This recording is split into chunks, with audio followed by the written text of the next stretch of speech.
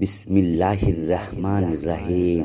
আল্লাহর গুণবাচক নামগুলোকে আরবিতে আসমাউল হুসনা বলা হয়, যার অর্থ সুন্দরতম নাম। আল্লাহ তাআলার ৯৯টি নামের মধ্যে ১০টি গুণবাচক নাম হলো আল্লাহ। এটি আল্লাহর সর্বশ্রেষ্ঠ নাম, যিনি ইবাদত পাওয়ার যোগ্য। আর রহমান, পরম দয়ালু, যিনি সকল সৃষ্টির প্রতি দয়া করেন। আর রহিম, অতিশয় মেহেরবান, যিনি মুমিনদের প্রতি বিশেষ অনুগ্রহকারী।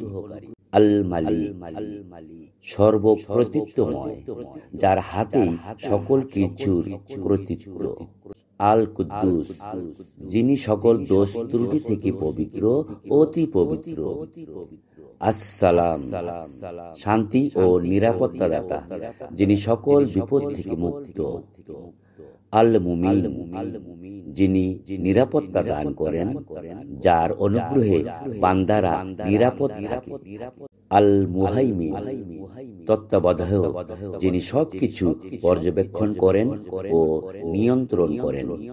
আল আজিজ, পরাক্রমশালী, যিনি প্রবল ও অজেয়।